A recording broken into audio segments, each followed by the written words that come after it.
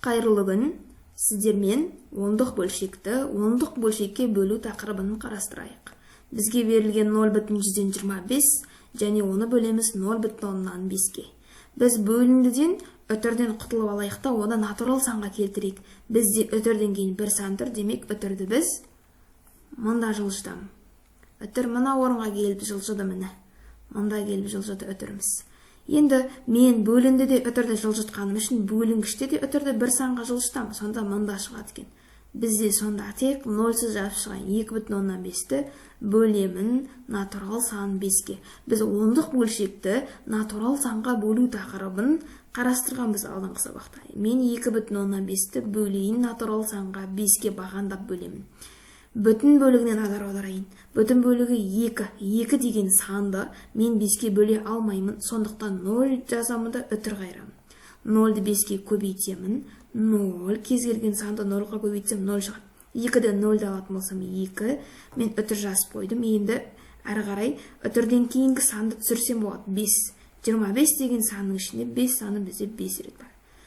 25-тен 25-ті аламын, 0 міне аяқталды 0-ға дейін жеткізуіміз қажет екен. Сонда біз 2,15-ті 5-ке бөлсем бізде 0,5 екен. Келесі бізде берілгені 0,1036-ны бөлемін 0,104-ке. Мен бөлінді де байқасам, өтірден кейін 2 сан көріп тұрмын. Өтірді 2 орынға жылжытамын мұнда. Және осынған 2 сан жылжытқанымдықта себепті бөлінгіштен еді 2 орын жылжытам 1, 2. Сонда біздің өтіріміз мұна тұсқа келеді. 3,16-ны бөлемін 4-ке. Біз ондық бөлшекті натурал санға бөлу тақырыбын әрі қарай алып кетеміз сонда. 3,16 бөлінген 4. Біз өтірге дейінгі бүтін бөлігіне назар аударайық. 3-ті 4-ке бөле алмаймын, 0 жазамды өтір түсіремін. Енді біз өтір түсіріп алдық. 0-ды 4-ке көбейтсем 0, 3. Өтірден кейінгі 6-ны түсірем. 36. 36-ның ішіне 4, 9 рет бар. 36, 0 міне аяқталады. Тең 0,9 екен. Келесі байқасақ бізде өтірден кейін бөлінгіште де бөлінді де өтірлес тең. Бір сан тұр, екеуінде де бір сан тұр. Мен ойша ойлауыма болады. Ойша.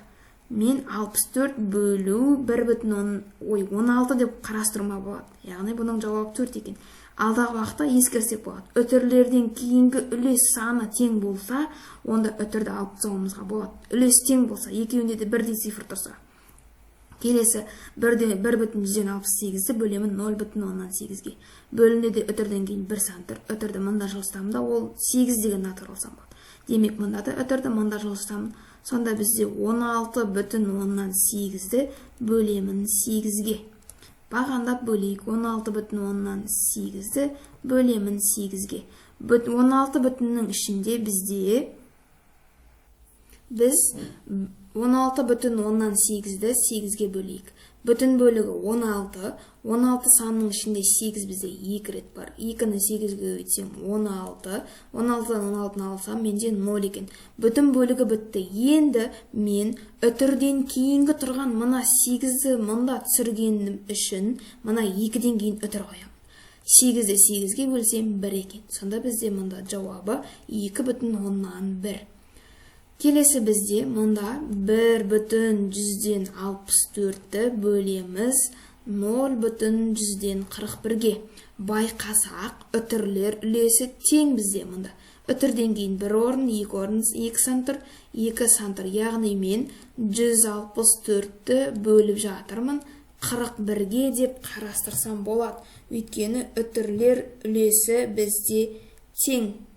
Мұнда бізде 4 шығады. 164-ті 41-ге бөлетін болсақ, бізде 4 саны шығады екен. Келесі бізде 0,1016-ны бөлемін 0,18-ге. Бөлінді де өтірден кейін 1 сан тұр. Өтірді мұнда жылжытамын да 8.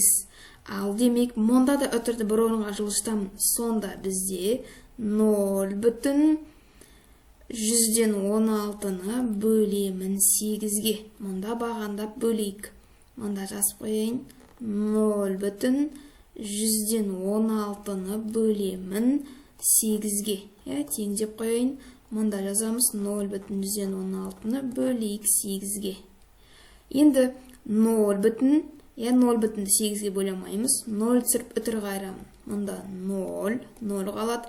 1-ді түсірем, 1 бізде 8-ді бөлуге жетпейді, сондықтан 6-ны түсірем. 2 санды 1-ден түсіргендіктен мен мұнда 0 жазамын. Енді бізде 16 санын 8-ге бөле аламын. 16-ны 8-ге бөлсем 2 қалады. Мына 0-ді мен, мына 1 мен 6-ны 1-ден түсіргендіктен тағы да 0 жаздым. Енді мен 16-ны 8-ге бөле аламын ғой, 2-ні 8-ге көбейтсем 16, мұнда 0. Сонда бізде 0,2 шығады екен.